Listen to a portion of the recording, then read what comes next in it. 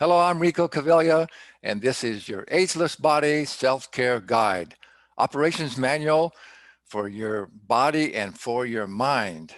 And the title of today's stress session is about stress, stress reduction. It's such a big issue these days. And we know that it's a major precursor to most diseases and illnesses because what manifests in our physical body begins in our mental emotional state. So this is a really important topic. And we're very fortunate to have as our expert for this session, Dr. James Lee. He is a medical doctor in San Diego and has lots of experience dealing with stress issues with his patients and in his own personal life. And he's also a very good friend of mine and one of the smartest people that I know. And he has a great way of explaining things. So you'll want to pay close attention. This is going to be some really valuable information. So Dr. James Lee, thanks so much for being here. Rico, thanks for having me. First of all, congratulations for doing this. Like Rico mentioned, we've been friends a long time, and Rico has been talking about doing something like this for a long time. And I've heard the whole planning process, and here he is. Now he's done it. He's well into the teens, dozens, scores of interviews already, and he's having fun and doing good out there. So congratulations. Thank you. I appreciate that. Yeah. And again, thank you so much for being here and sharing your knowledge and wisdom with us. So let's get right into it. So let's start off with really, let's get your definition of what stress is. It's defined as a tension or pressure, but, talk about how that tension and pressure in our mental and emotional state, how it really affects ourselves physically and mentally. Well, first of all, I just wanted to make sure that everyone knew kind of what stress really is.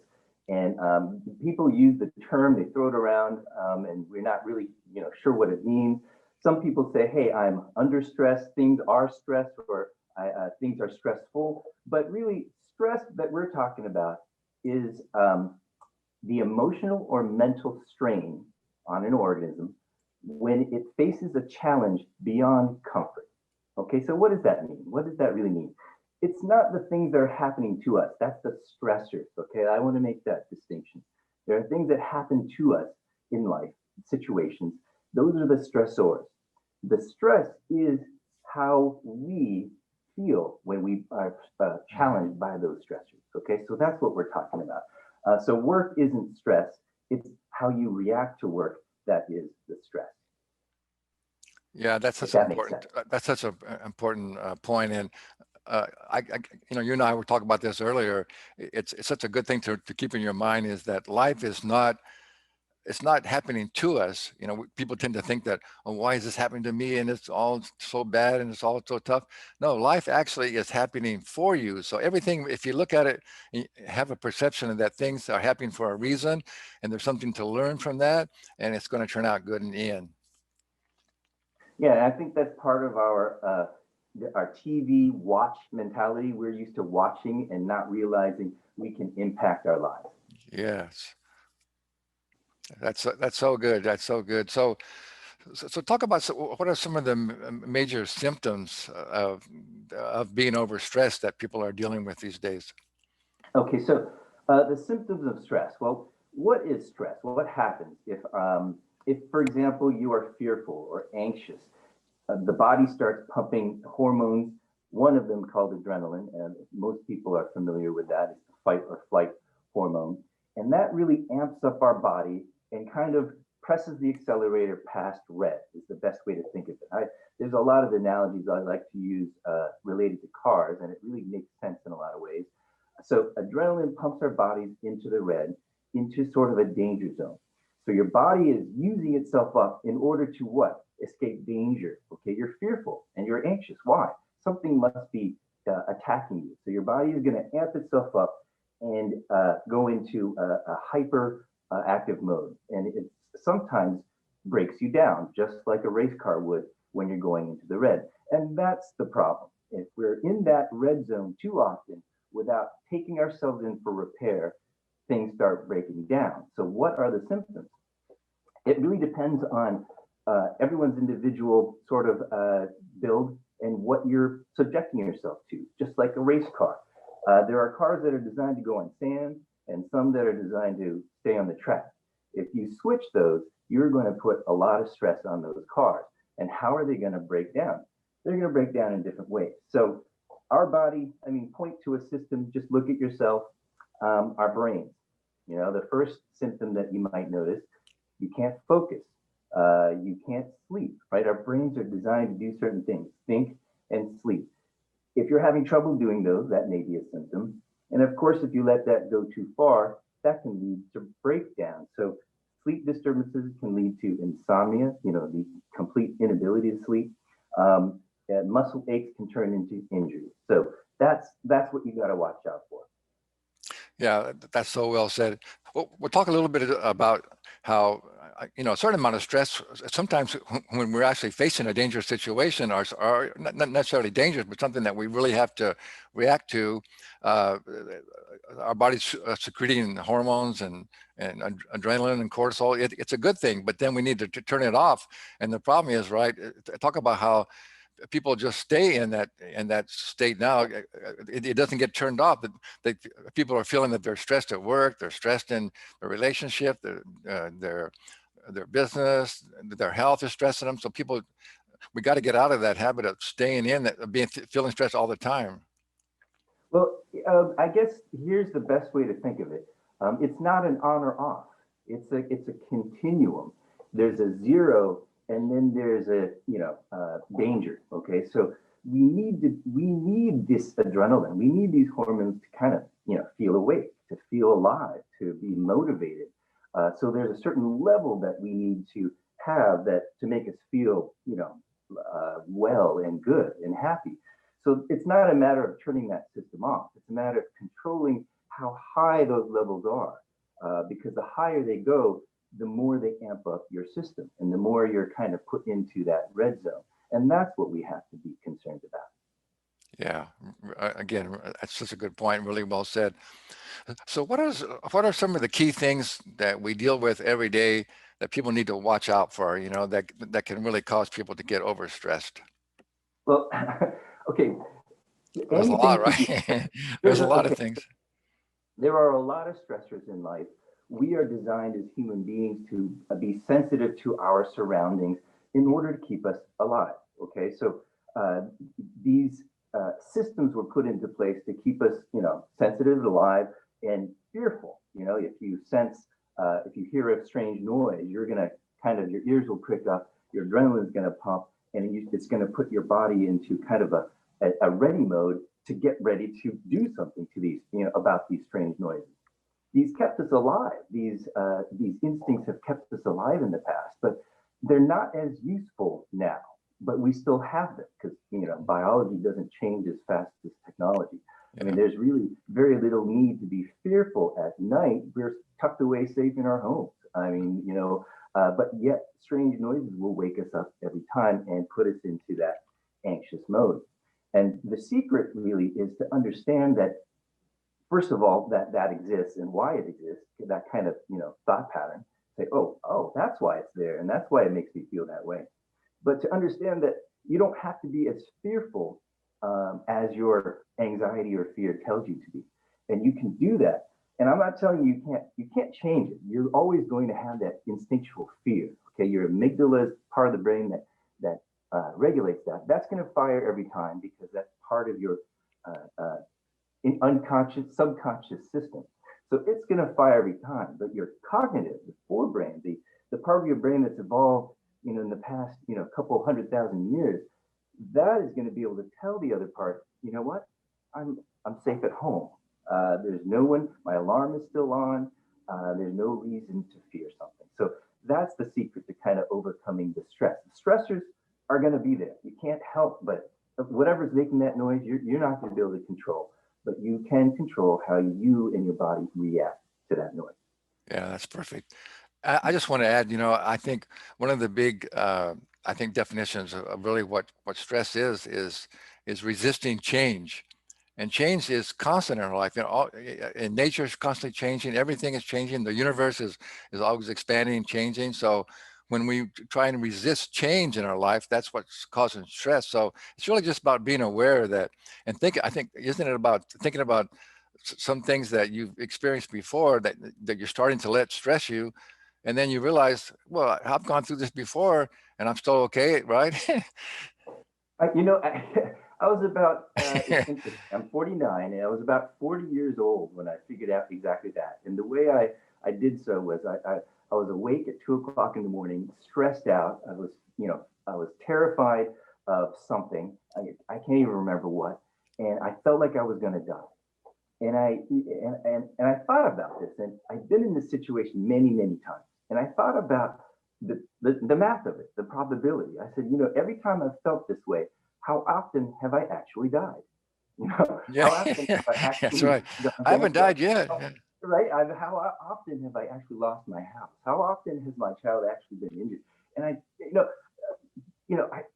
really none. You know, like so. I said, the statistics are that I shouldn't worry about this. And then I said, how often has worrying or being anxious or fearful about it helped the situation?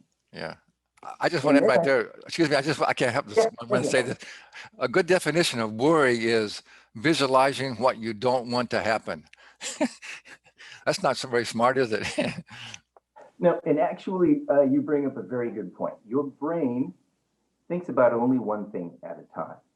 And so if I were to tell you not to think about a snowflake, you've heard of this example before, Mhm, all of a sudden you're thinking about snowflakes mhm. because I've said it. So the only way to stop thinking about that snowflake is to think about something else. Because the way the brain works is once you start an idea, blood flow starts to increase in that area, opening up more neurons in that arena. So you're going to be more in that track, in that direction. So the secret to not thinking about snowflakes is to think about snowmen, or how about a tropical beach, palm trees, boom, you're automatically off of that. You're onto a new thing. And that's the kind of thing that you need to do right as you're, about to be stressed or about to process what's stressing you out. You have to be able to change your thought process right then and there into a different direction. And that's part of learning how to deal with stress. That is so good. That's such an important concept. Yeah, it's all about you can change your state by changing your thoughts and what you're thinking about. Well, that's a good segue into into moving into this second part of this session is let's talk about some things that we know that will really work and can help you once you are feeling a little stressed. You begin to feel stressed. So let's talk about some of the things that we know can really help you. Like we could start out with, like meditation or breathing or some things like that. Well, there are, medical science tells us that in order to improve any part of our lives, we have to incorporate three things: diet, exercise, and stress control. And it's really about what you eat, what you think, and what you do, and improving each of those as much as you can every day. You need the right diet. And most people think of diet as being restrictive, as what I can't eat, or, how many calories am I limited to today? I'm talking about diet, including the things in your body, in the foods that you eat, that your body needs to build and repair itself. One of my degrees as an undergraduate was molecular biophysics and biochemistry. Basically, it's the study of our body at the molecular level. I understand how our body is built. And they're little Legos essentially that we need to put ourselves together into little functional units. And we need to put that into our diet. So one, you got to eat the right foods because we got to heal our bodies, we got to heal our minds, and that's going to help us deal with the stressors in our lives. What you think? So, spirituality, positivity. I don't know how you want to put it, but you ask yourself: do you want to spend every day getting happier and being more positive, or every day going the other direction? And the answer is always, I want to go up. So Yeah. every day you got to incorporate a little bit of happiness in your life, and you got to understand what makes you happy and make that better every day. And what you do. So exercise is the most important thing. Um, and remember, stress is what your body or what your brain and your emotions feel when challenged. Exercise, you can control the level of challenge so you can stay within comfort. So it's a way of challenging your body, using up that adrenaline for something positive, so it doesn't, just spurt out at some random event. So your body is going to make a certain amount of adrenaline. And if you exercise the right way, you're going to use that up in a healthy way. Yeah, that's so good. Yeah, one of the things for me is, in addition to exercise, is when you do feel a little bit stressed, is to get out in nature and get away from all of our devices and all these electromagnetic fields that we're subjected to. And because how when you actually just go for a walk, get out in the woods, how things just calm down, and it just calms you down, and you just feel so good. So try and get out in nature as much as you can. Nature is fantastic. I believe that that is one of God's gifts for us.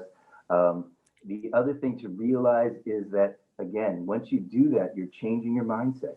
Once you put yourself in a new situation, your brain is going to react differently and your emotions are going to change. So realize what makes you happy. Rico's talking about going into nature, and that undoubtedly will help just about everybody. But that doesn't have to be it. You can figure out your own oasis, your own little happy zone.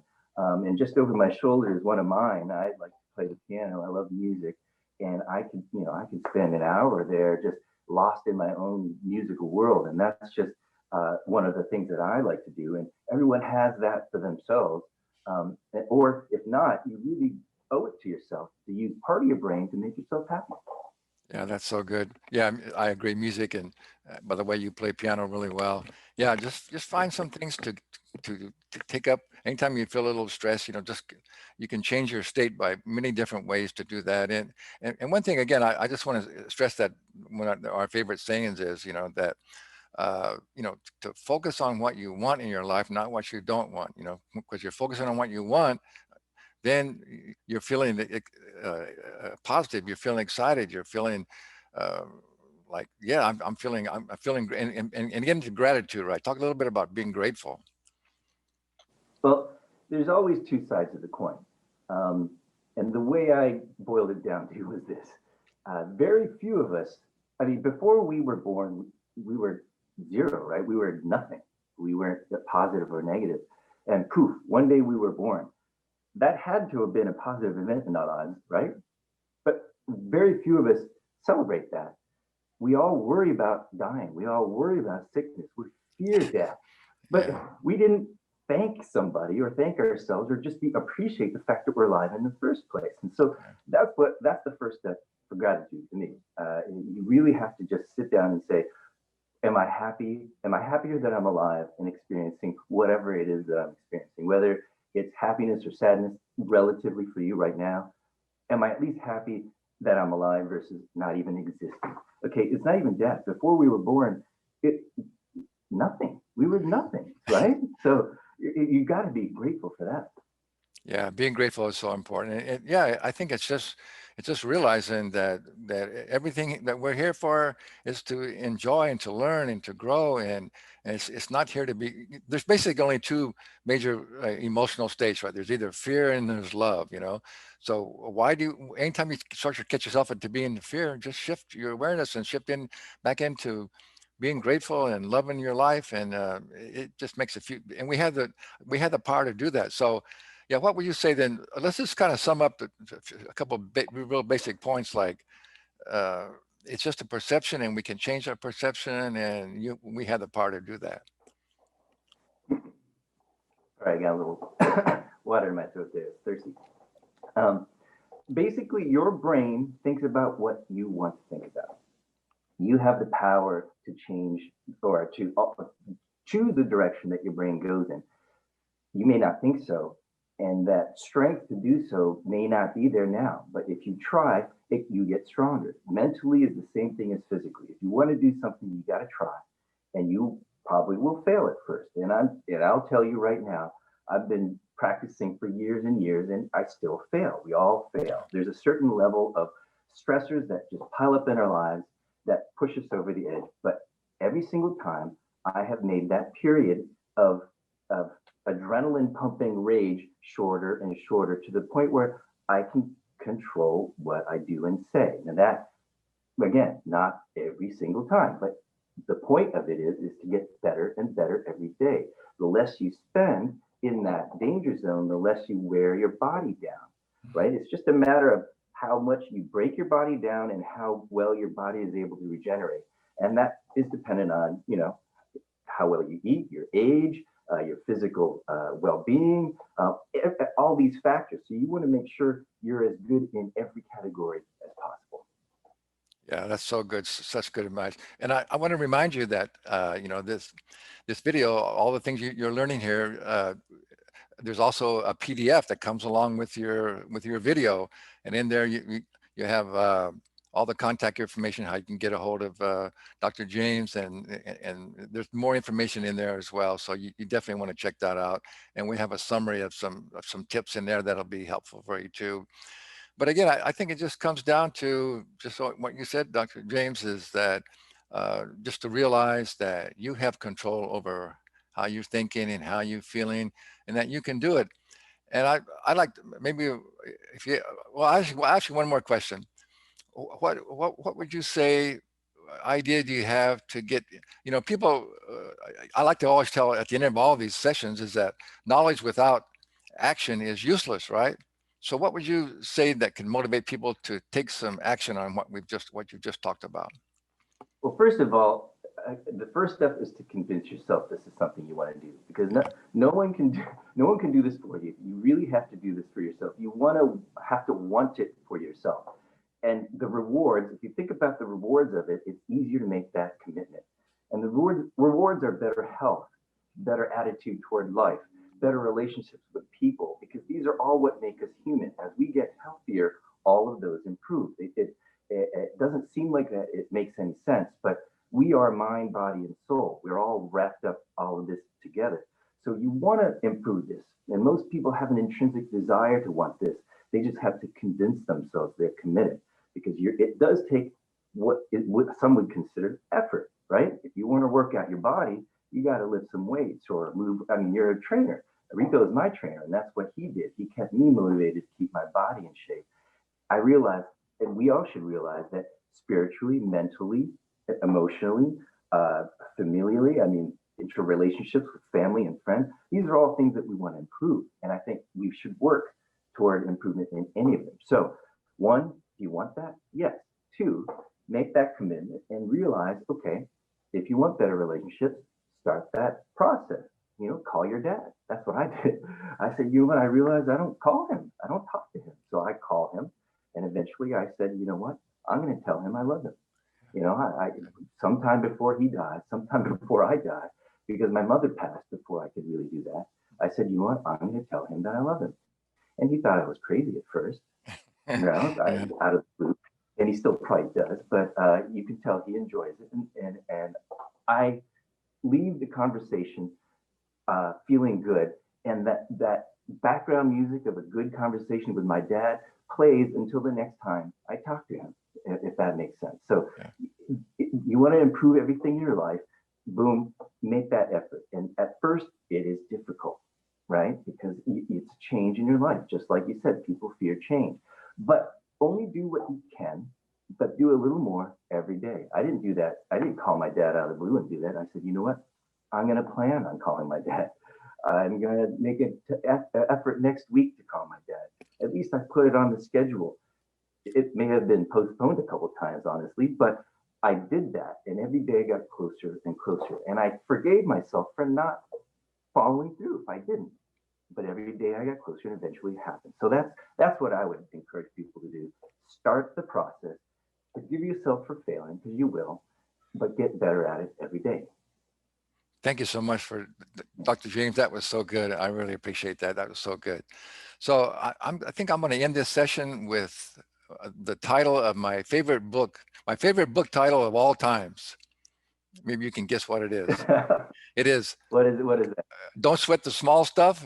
It's all small stuff. So true, isn't it? So true. Absolutely. Again, we're based on animals that have, for hundreds of thousands of years, we feared being eaten. That's it. We don't have that fear anymore. We make up that fear because that system is still there. Good. Thank you so much, Dr. James. That was great. You're welcome.